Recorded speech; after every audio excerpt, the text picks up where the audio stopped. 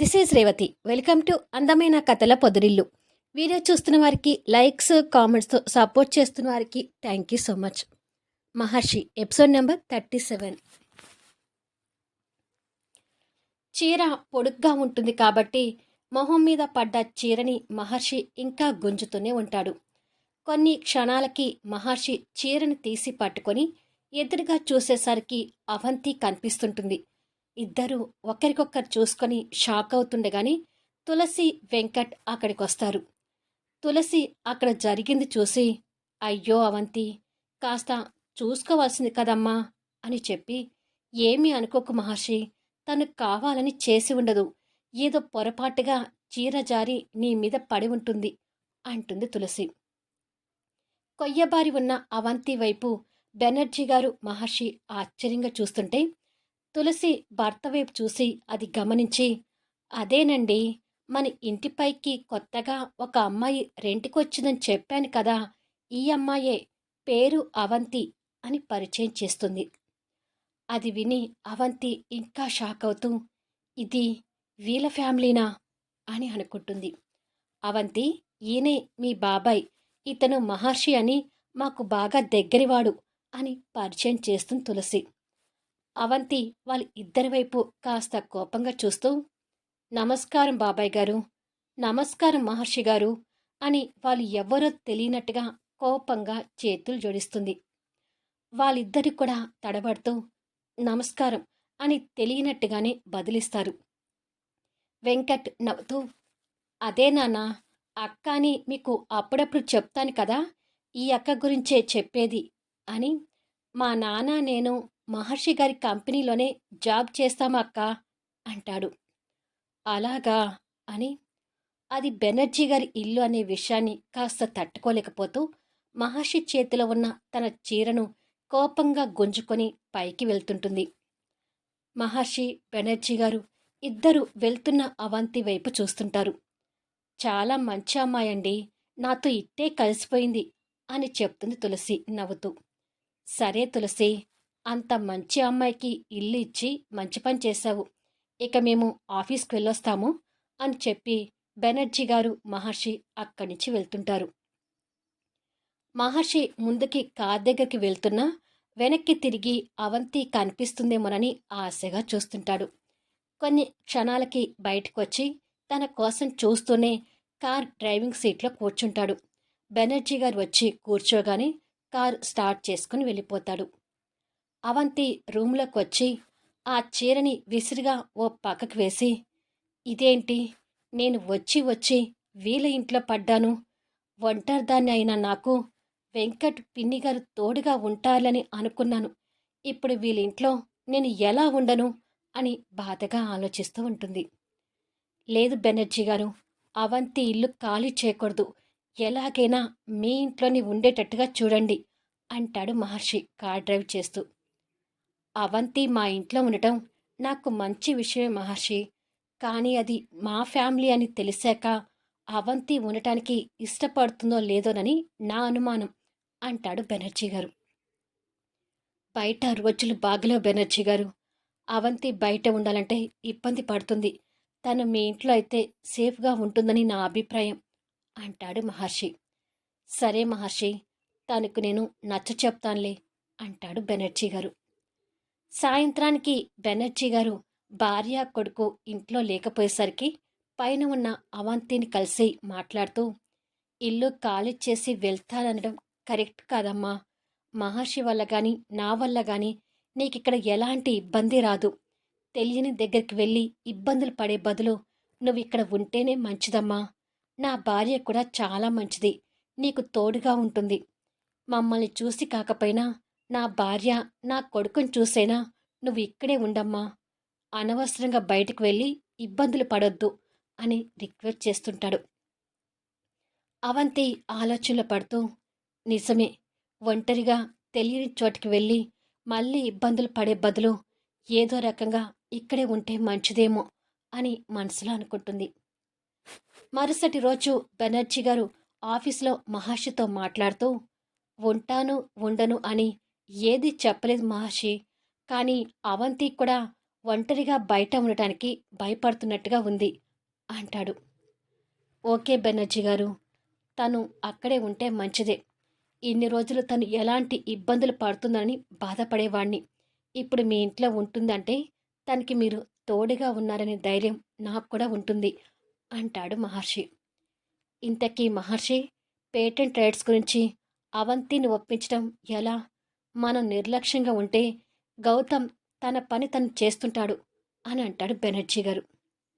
ఒకసారి అవంతిని బయట కలిసి మాట్లాడి చూస్తాను బెనర్జీ గారు అంటాడు.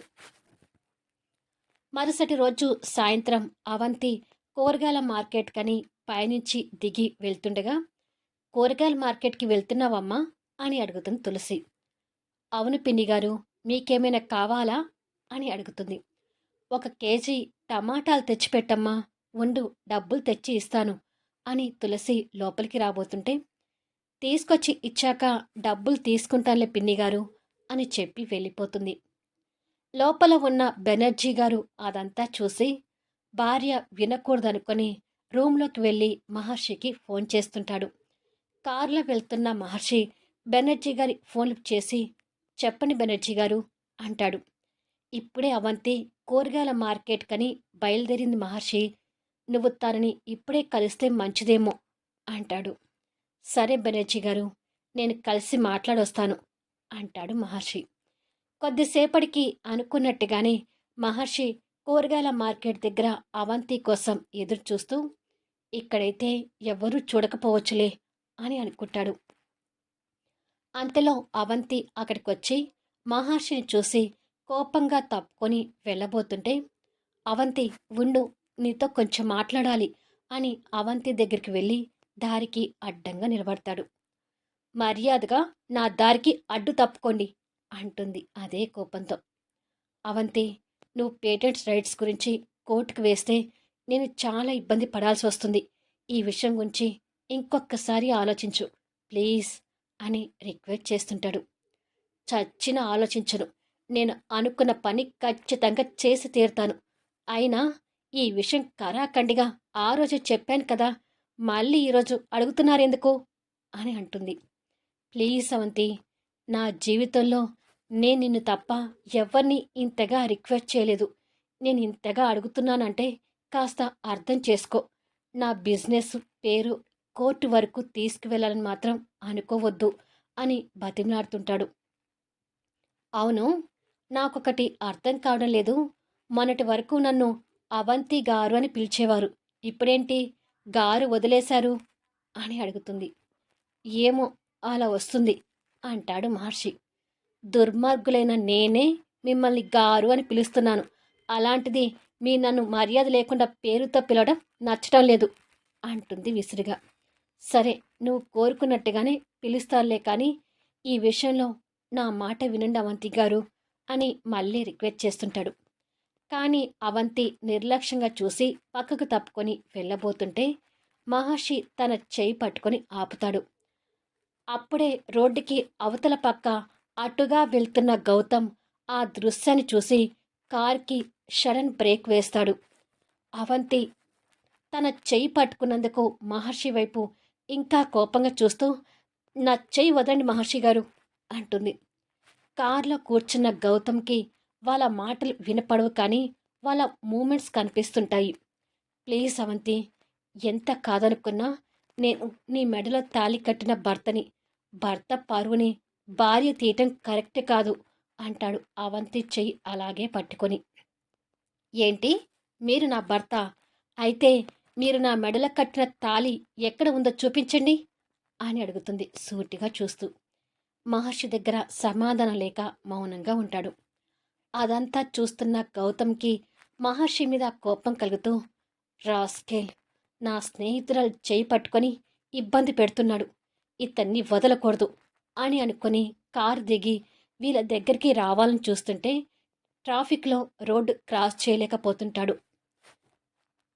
నేను మీ మాట వినకపోవటం కాదు కదా, నా చెయ్యి పట్టుకున్నందుకు మీ చంపన కొట్టడానికి కూడా వెనకాడని మహర్షి గారు అంటుంది కోపంగా. ఆ మాటకి మహర్షి షాక్ అవుతూ టక్కున తన చెయ్యి వదిలేస్తాడు. ఇంకొకసారి నాతో ఇలా ప్రవర్తిస్తే మీ మీద పోలీస్ కంప్లైంట్ కూడా ఇవ్వాల్సి వస్తుంది అని చెప్పి కోపంగా వెళ్ళిపోతుంది. గౌతమ్ రోడ్డు క్రాస్ చేయలేక అక్కడే ఉండి వీళ్ళని చూస్తుంటాడు. అవంతి చిన్న బాధతో మహర్షిని చూస్తూ అక్కడి నుంచి ఫాస్ట్గా వెళ్ళిపోతుంది.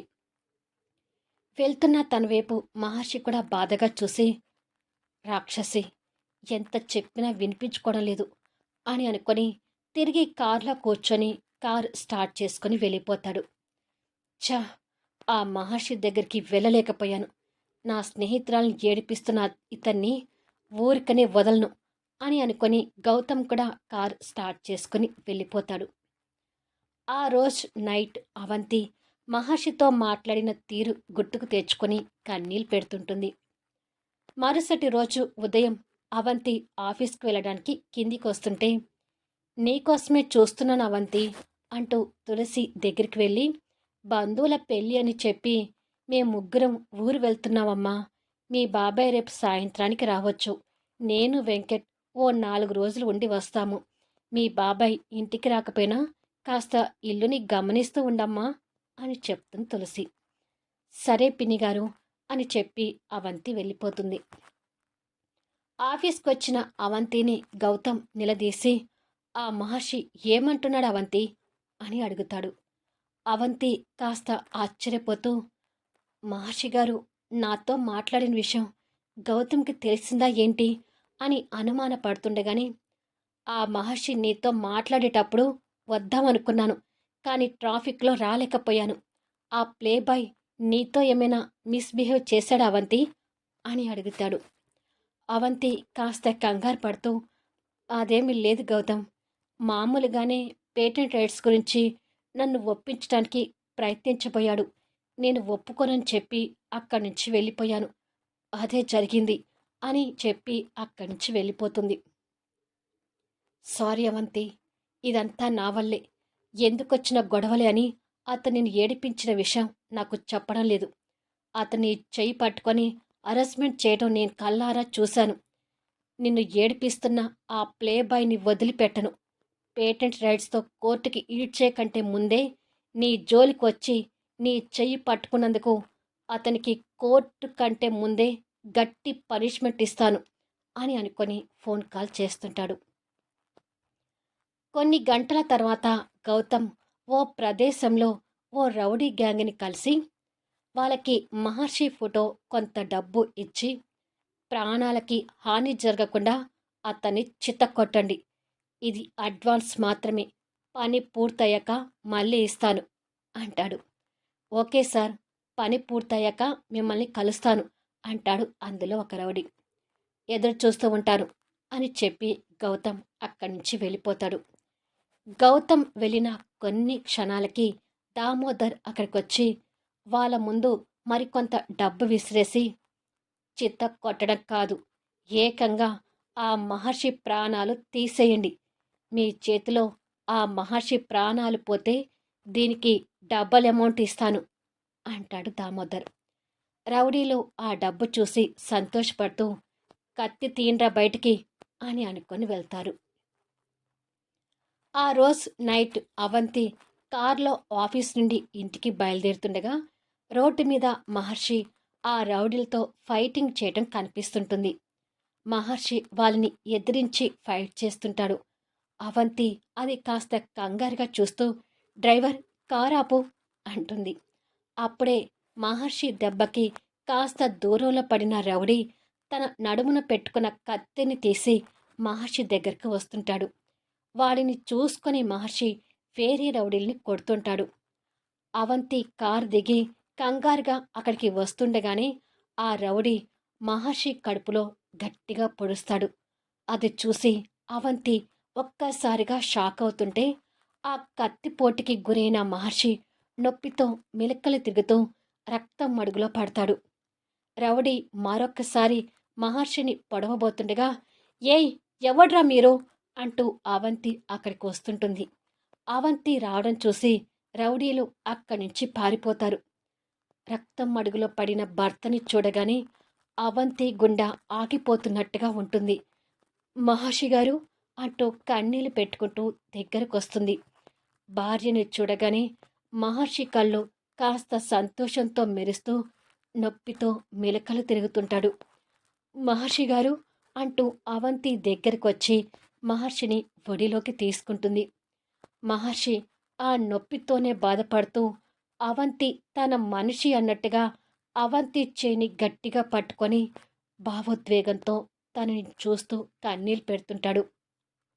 అవంతి కూడా భరించలేనట్టుగా కన్నీళ్లతో ఒడిలో ఉన్న మహర్షిని చూస్తూ మహర్షి చెంపన ప్రేమగా చేయి పెట్టి, మీకేమీ కాదు మహర్షి గారు, భయపడకండి అని ఫోన్ తీసుకొని అంబులెన్స్కి ఫోన్ చేస్తుంటుంది. మళ్ళీ నెక్స్ట్ వీడియోలో కలుద్దాం. ఆ తర్వాత ఏం జరగబోతుంది? ఆ రౌడీలను పంపించింది గౌతమ్ అని అవంతికి తెలుస్తుందా? ఇప్పుడు మహర్షికి తోడుగా ఉండేది అవంతియేనా?